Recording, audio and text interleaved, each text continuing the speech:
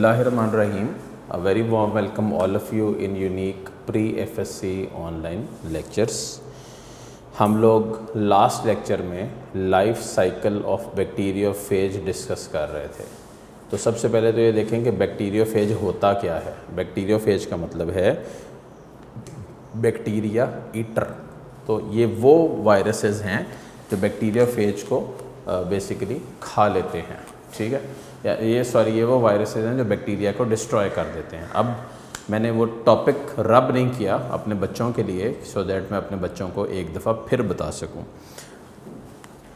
Usually viruses जिसमें आप specifically bacteriophages की बात कर लें तो उसके दो मेन हिस्से होते हैं। वो कौन से हैं?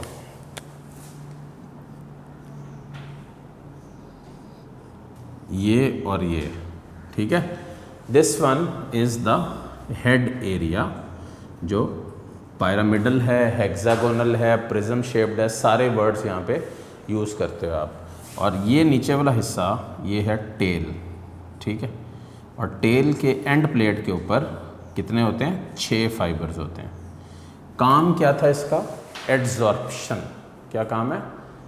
Adsorption of the fibres of the bacteriophage with the host cell.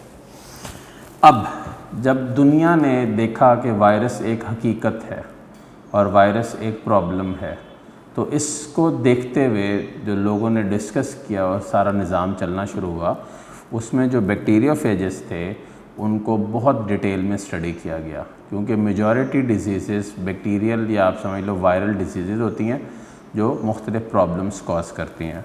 अच्छा, अब इसके अंदर जो वायरस को जब स्टडी किया गया तो देखा गया कि वायरसेस की लाइफ साइकिल दो अंदाज में चलती है। पहली लाइफ साइकिल मैंने अपने बच्चों को बता दी, उसको बोलते हैं लाइटिक साइकिल। और लाइटिक साइकिल का दूसरा नाम क्या है? मास्टर स्लेव रिलेशनशिप, ठीक है। Master slave relationship. Master slave relationship में बेटे क्या होता है ज़रा देखिएगा। सबसे पहला स्टेप है एड्जॉर्प्शन। और एड्जॉर्प्शन में क्या होता है? अटैचमेंट, जो रिसेप्टर साइट के ऊपर आके ये लग जाता है वायरस। इसका मतलब दो बातें मुझे यहाँ से समझ आई। वो क्या? सबसे पहली बात वही है कि रिसेप्टर साइट का मौजूद होना बहुत ज़रूरी है। अगर स्पेसिफिक प्रोटीन्स मौजूद नहीं हैं तो फिर अटैचमेंट भी नहीं होगी और यहाँ पे एक वीक केमिकल यूनियन बन जाती है जहाँ पे आके ये पार्टिकल्स अटैच होते हैं। सेकंड स्टेप है पेनिट्रेशन। पेनिट्रेशन में क्या होता है कि ये जो लाइसोजाइम है, जो बैक्टीरिया, जो बेसिक एंजाइम है, जो हाइड्रोलिटिक एंजाइम है, ये टेल शीथ में मौजूद होता है, यानी कि टेल के आप समझ लो कि जो प्रोटीनेशियस कोट है उसके अंदर। इसका मतलब ये कि ये प्रोटीन यहाँ पे जमा होता है और एंजाइम्स आपको पता ही है प्रोटीन्स होते हैं, ग्लोबुलर प्रोटीन बोलते हैं एंजाइम्स को ना। तो वो कॉन्ट्रैक्ट करता है, as a result enzyme release हो जाता है, बैक्टीरियल सेल वॉल को लाइस करता है और डिज़ोल्व कर देता है, ठीक हो गया।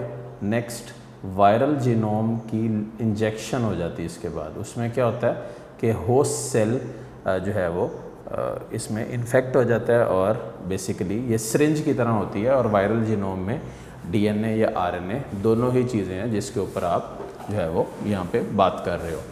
नेक्स्ट हमारे पास है मास्टर स्लेव रिलेशनशिप। ये क्या है मास्टर स्लेव रिलेशनशिप? इसमें क्या होता है कि जो जीनोम इंजेक्ट किया जाता है वो तमाम एक्टिविटीज़ को सेल की कंट्रोल करता है, जिसमें डीएनए भी है और जिसमें प्रोटीन भी है, और एज सच वो एग्जिस्ट भी इसी वे में कर रहा होता है।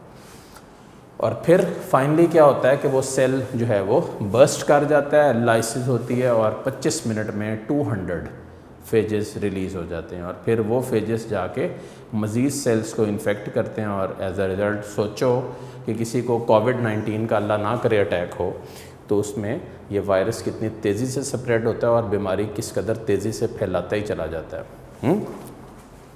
अच्छा, अब ज़रा डायग्राम पे गौर करें। पहला स्टेप क्या है? देखें डायग्राम किताब में 76 पेज के ऊपर बनी हुई है, इतनी क्लियर नहीं है।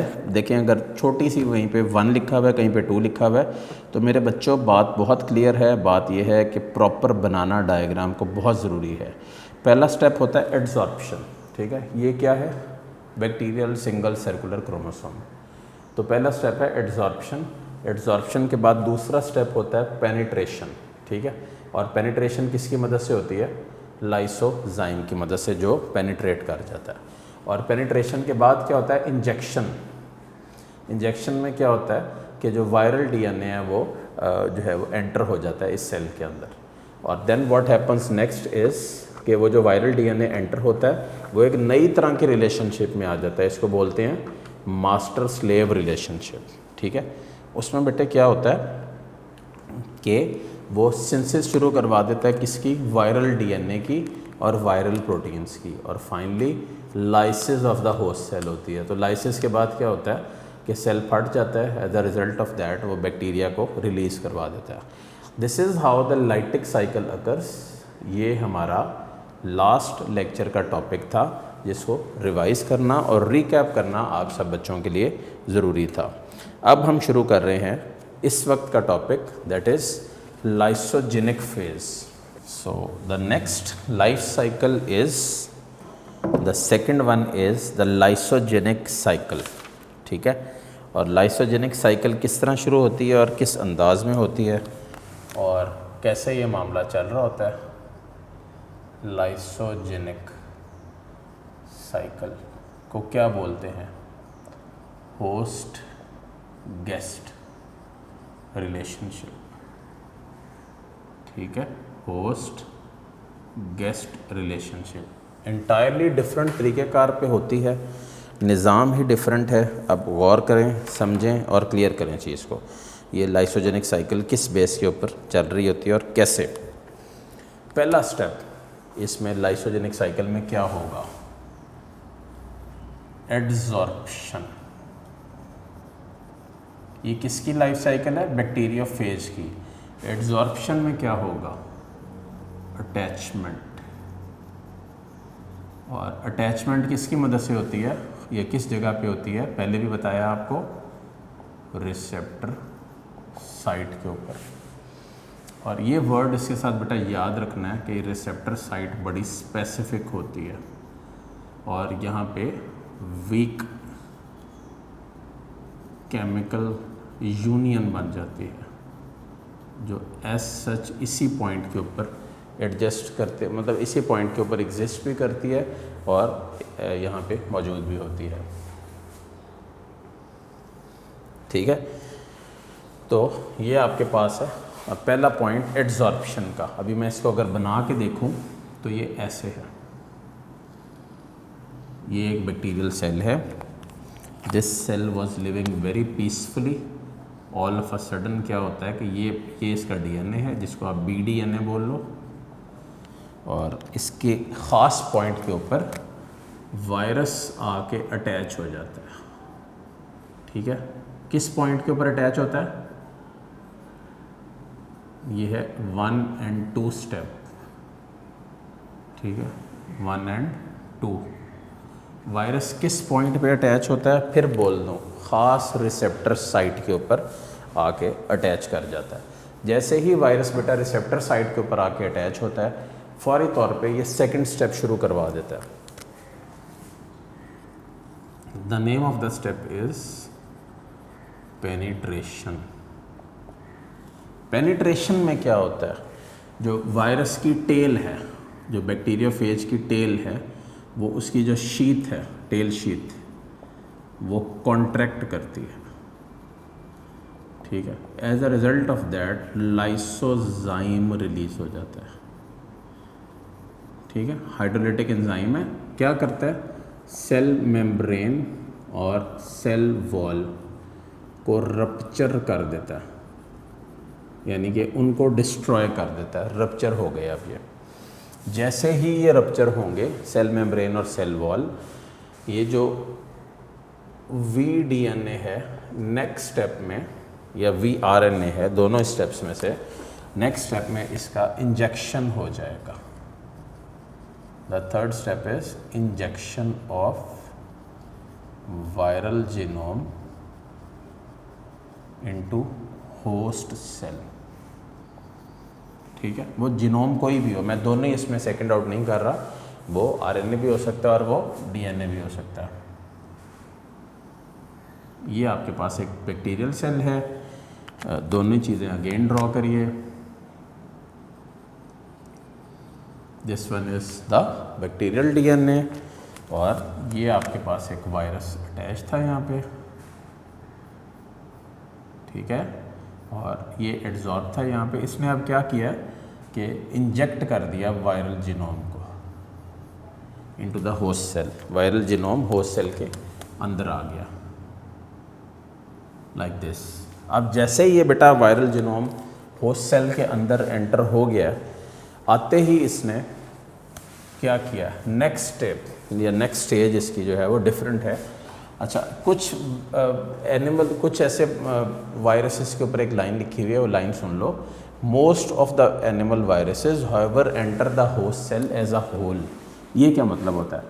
वो ये कह रहा है कि कुछ ऐसे वायरसेस हैं जो सिर्फ अपना जीनोम ही आगे पास करते हैं, लेकिन most of the animal viruses जो हैं वो होस्ट सेल में एज अ होल मुकम्मल तौर पे एंटर कर जाते हैं और फिर वो ऐसा उसी फॉर्म में एग्जिस्ट करते हैं। ठीक हो गया? तो नेक्स्ट स्टेप हमारे पास क्या है? Prophage formation.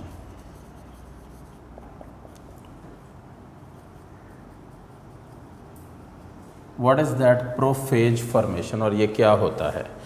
Prophase is none other than, लाइनें 2-3 पढ़ भी दूँ आपको, ऑल, लास्ट पैराग्राफ है पेज 75 का, गौर से पढ़िएगा। All the infections of bacterial cells by phages do not result in lysis.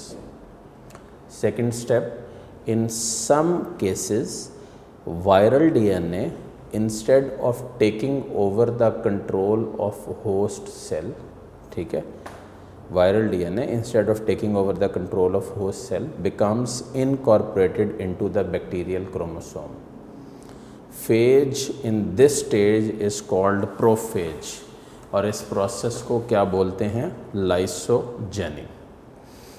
तो अब अगर ये प्रोफेज फॉर्मेशन की डेफिनेशन कोई आपसे पूछ ले, बोर्ड में ये आई भी है, डिफाइन द प्रोफेज एंड लाइसोजेनिंग, तो ये क्या होती है? आप इसको कैसे डिफाइन करोगे? सबसे पहले प्रोफेज ही कर लो। द टेम्परेट फेज, इसको बोलते हैं टेम्परेट फेज, और लाइटिक फेज को बोलते हैं विरुलेंट या डिजीज कॉजिंग फेज। तो ये वर्ड भी साथ ही कर लो। ये वी जीनोम इसके अंदर आ गया, ये आपके पास है थर्ड स्टेप, इसको क्या बोलोगे? इंजेक्शन। ठीक है, नेक्स्ट स्टेप में क्या करोगे? इंजेक्शन के बाद प्रोफेज फॉर्मेशन, वो क्या होगा? चलें, let me make it in colourful way for you so that आप सब देख सको। ये देखो, से फॉर एग्जांपल ये सर्कुलर डीएनए बैक्टीरिया का, तो जो वायरल जीनोम था वो यहाँ पे आके इसमें एंटर हो गया, यानी कि जिसको बोलते हैं incorporation of viral genome into the host cell. अब बेटा जब वायरल जीनोम इनकॉर्पोरेट हो जाएगा और इसका होस्ट सेल का हिस्सा बन जाएगा तो क्या होगा? इसको बोलते हैं प्रोफेज फॉर्मेशन, और ये इसकी डायग्राम है। Fourth step, prophase formation. ठीक है, प्रोफेज क्या होता है ज़रा ये भी देख लीजिए, इसको थोड़ा सा बना लीजिए। ड्यूरिंग, इसकी डेफिनेशन बोल रहा हूँ, सुन भी लीजिए और नोट भी कर लीजिए और कहीं ना कहीं इस्तेमाल भी करिएगा। During the lysogenics life cycle of bacteriophage, the viral DNA becomes incorporated into the bacterial chromosome, and this phase in this state is called as, the answer is prophage। और इस वक्त इस सारे प्रोसेस को क्या बोलते हैं? लाइसोजेनी। क्या बोलते हैं? लाइसोजेनी। ठीक है बेटा, क्लियर हो गया? अच्छा, अब ये कौन सा सेल है जिसके ऊपर ये सारा चल रहा है? ये बेटा सेल है बैक्टीरियल सेल। ठीक है, तो नेक्स्ट क्या होगा स्टेप? Duplication of genome. इसमें क्या होता है? डुप्लीकेशन कैसे होती है जीनोम की? इसमें डुप्लीकेशन वाइज क्या होता है कि एक ही प्रोसेस है जो यहाँ पे चल रहा है, क्योंकि बैक्टीरियल सेल है तो प्रोसेस का नाम है बाइनरी फिशन। ठीक है, बाइनरी फिशन कैसे चल रही है कि एक बैक्टीरियल सेल में 2 प्रोड्यूस हो जाएंगे और दोनों में, ये तो रेड वाला तो मैंने बना दिया बैक्टीरियल डीएनए, इसके साथ इनकॉर्पोरेटेड भी होगा क्या, वायरस डीएनए। ठीक है, prophase bye binary fission. Binary means 2 and fission means division. It is a special kind of asexual reproduction. ना तो ये माइटोसिस है ना ये मियोसिस है। इसमें क्या होता है, हर 20 मिनट बाद एक बैक्टीरियल सेल 2 में डिवाइड करता है, और इसलिए इसको आप लिख लो 2⁻n। ठीक है, 2⁻n।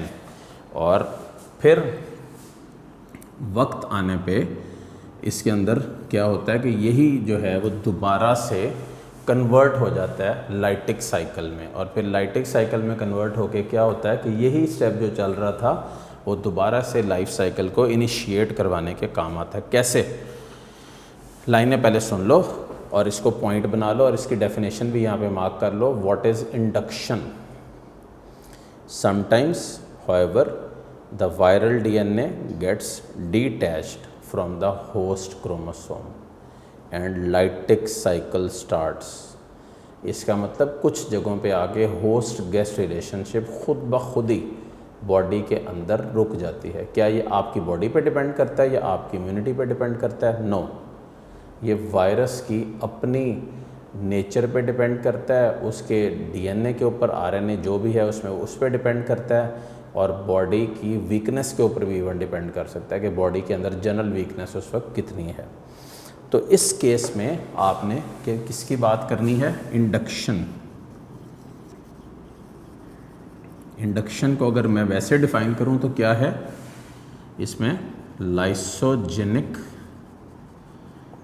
फेज गेट्स कन्वर्टेड, या lysogenic phage gets converted into lytic या विरुलेंट फेज। तो बेटा इस केस में क्या होता है, जो लाइटिक या विरुलेंट फेज होता है वो होस्ट सेल की तमाम एक्टिविटीज़ संभाल लेता है, और फिर एज सच ये सारी एक्टिविटीज़ चलती चली जाती हैं।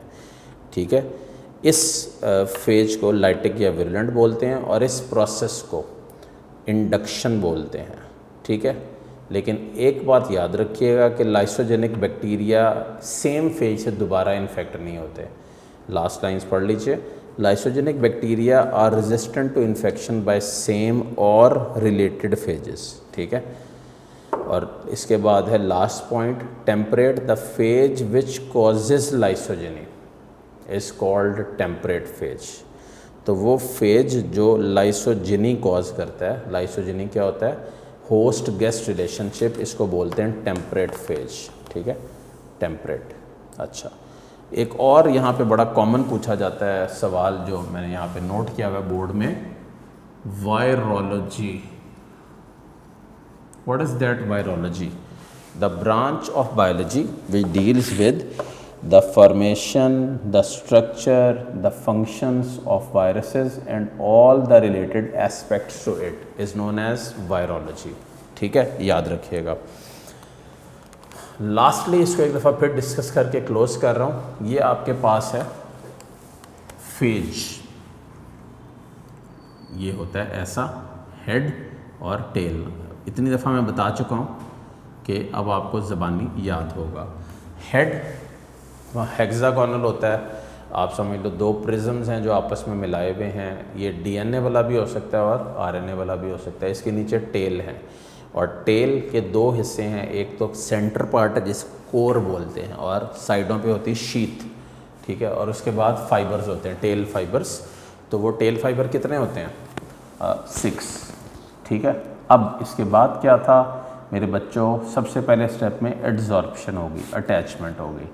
नेक्स्ट स्टेप में क्या था हमारे पास था पेनिट्रेशन। इसमें क्या होता है कि टेल का शीथ जो है वो कॉन्ट्रैक्ट करती है, लाइसोसाइम रिलीज़ करती है। लाइसोसाइम रिलीज़ होने के बाद क्या करता है? सेल मेम्ब्रेन सेल वॉल को रप्चर कर देता है, और फिर बिल्कुल तैयारी हो जाती है इंजेक्शन की।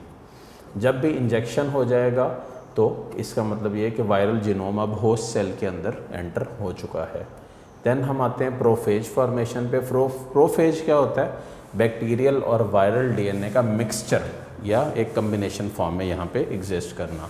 उसके बाद क्या होता है? डुप्लीकेशन ऑफ जीनोम जो है वो बाइनरी फिशन कहलाता है। और finally we are on to the induction.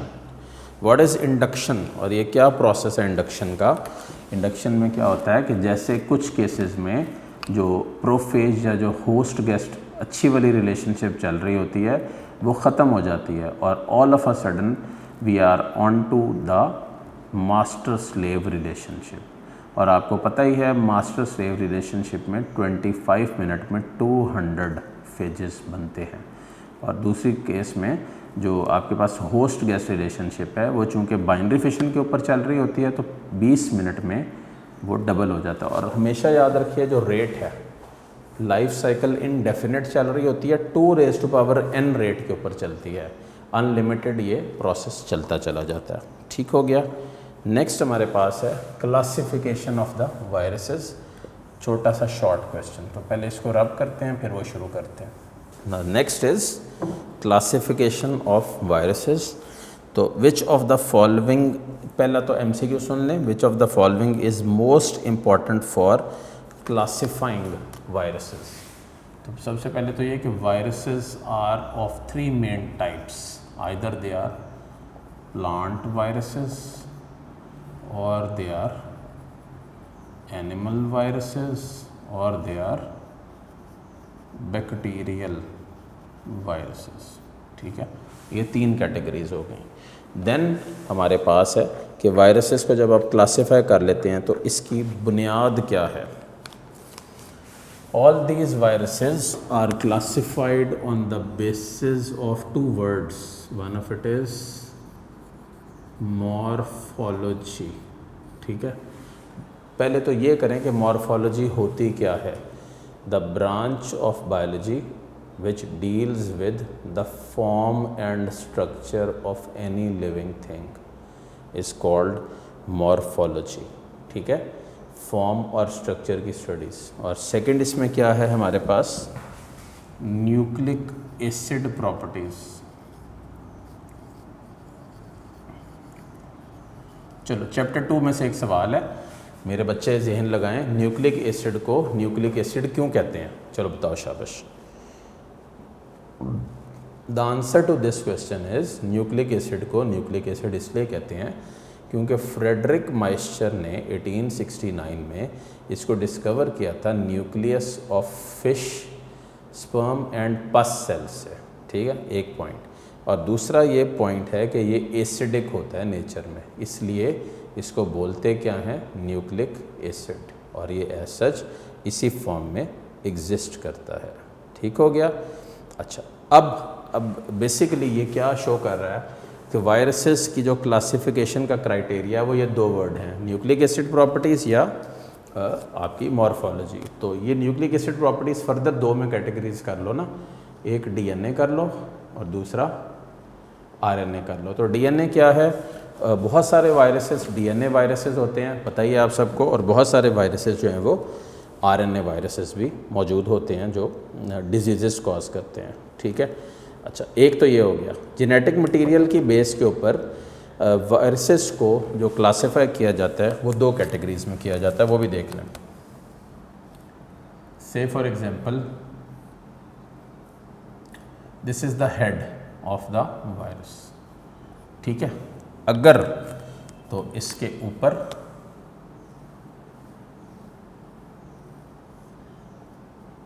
एक इनवेलप चढ़ा हो, कवर चढ़ा हो, अगेन लिपोप्रोटीन का होता है ये, तो ऐसे वायरसेस को बोलते हैं इनवेलप्ड। ठीक है, और अगर ये कवर ना हो और सिर्फ ये हेड ही हो तो इनको बोलते हैं नेकेड या नॉन इनवेलप्ड वायरसेस। ठीक है, नेकेड या नॉन इनवेलप्ड वायरसेस। अच्छा, अब द जेनेटिक मटेरियल तो आपने कर लिया, ये नेकेड हैं या नॉन इन्वेलप्ड हैं, ये तो आपने क्लियर कर लिया। Next short, how would you classify the viruses on the basis of their morphologies? तो आप वायरसेस को कैसे क्लासिफाई करते हो on the basis of their क्या मॉर्फोलॉजी? फिर बता दूं, मॉर्फोलॉजी को बेटे बोलते हैं form and structure, classification on the basis of morphology. तो ये फॉर्म और स्ट्रक्चर को रिप्रेजेंट कर रहे हैं दोनों वर्ड्स, ठीक है मेरे बच्चों। अच्छा, तो मॉर्फोलॉजी की बेस के ऊपर viruses are classified into 3 main types according to your book. अब ये क्लासिफिकेशन बहुत बदल चुकी है, ये उस वक्त की बात है जब शुरू की बात है, ये बिल्कुल इनिशियल डेज में। Tobacco mosaic virus is rod shaped virus, यानी कि देखने में रॉड की तरह नज़र आता है, ठीक है। देन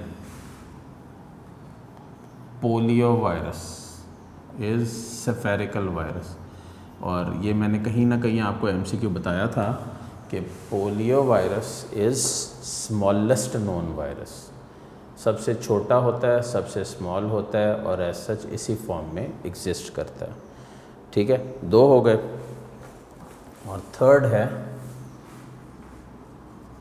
बैक्टीरियोफेज, ठीक है। और बैक्टीरियोफेज के हवाले से ये हमेशा याद रखें कि ये टैडपोल की तरह के होते हैं। ये टैडपोल क्या होता है भाई, जिन बच्चों को ये नहीं पता, फ्रॉग या एम्फीबियंस में डेवलपमेंट के दौरान एक वक्त ऐसा आता है कि ये इस तरह के स्ट्रक्चर बनते हैं, इनको बोलते हैं टैडपोल। यही डेवलप करते जाते हैं, ये जो आपको टेल नज़र आ रही है, ये टेल ख़त्म हो जाती है और ये एक मुकम्मल जो शेप जो है वो इज्यूम कर लेता है, तो इसको बोलते हैं टैडपोल लाइक स्ट्रक्चर, और ये इसकी क्लासिफिकेशन है। क्लियर होगी मेरे बच्चों को सबको? ठीक हो गया। अब हम आगे बढ़ते हैं और 1-2 छोटी छोटी बीमारियां आज देखते हैं, बाकी वायरल डिजीज़ जो हैं वो बाद में देखेंगे, ठीक है। और ये जो हम वायरल डिजीज़ इस वक्त पढ़ने जा रहे हैं, ये पाकिस्तान की वायरल डिजीज़ है।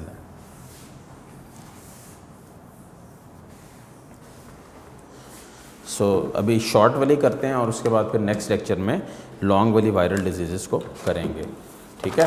तो शॉर्ट वायरल डिजीज़ में सबसे पहले हम पढ़ रहे हैं इन्फ्लुएंज़ा।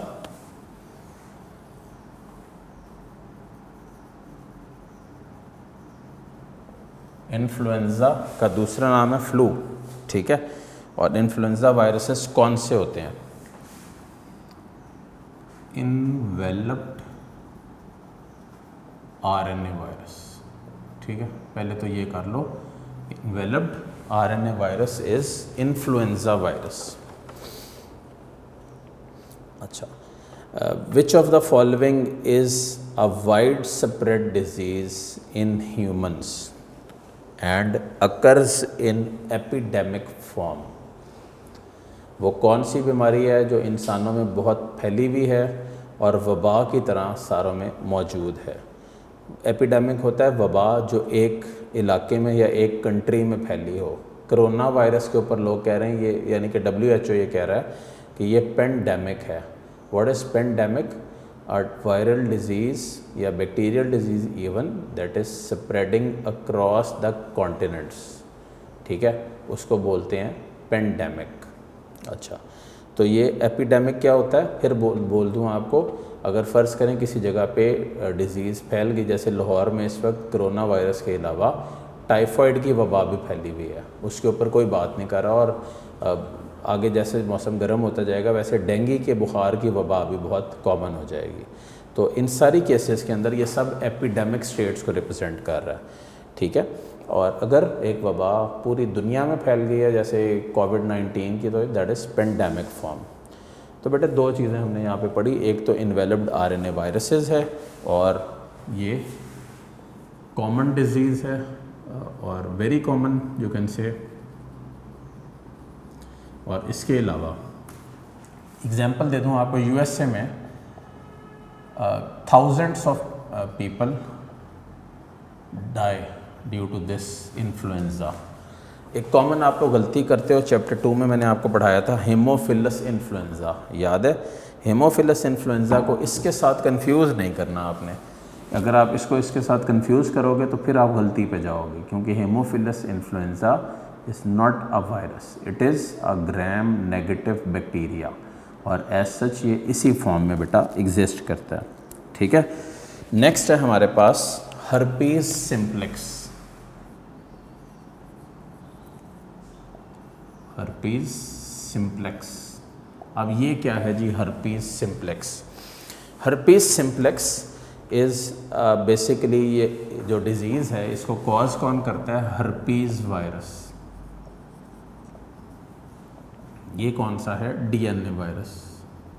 तो मार्क कर लो एमसीक्यू उसके लिए कि ये डीएनए वायरस होता है, हर्पीज वायरस। ठीक है, ये हर्पीज डिजीज़ या herpes simplex disease is a naturally occurring disease of Mankind.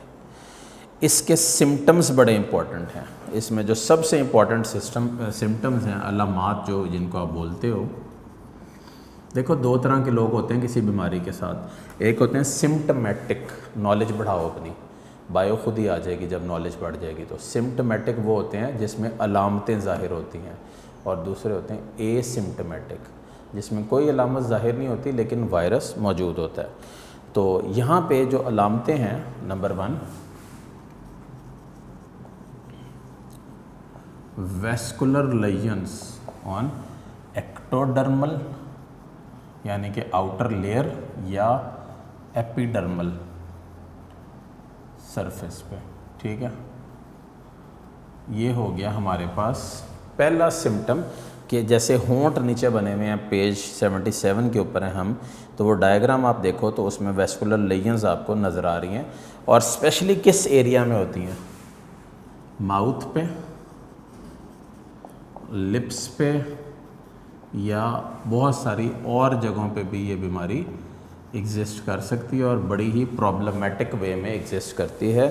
देखें वायरल डिजीज़ का असूल क्या है? वायरल डिजीज़ का असूल बेटा ये है कि ये डिजीज़ ख़ुद ब खुद सेल्फ केयर होती हैं, लेकिन अपनी साइकिल वायरस कंप्लीट करता है, और वो तकरीबन 10 से 14 दिन मुख्तलिफ वायरसेस की होती है।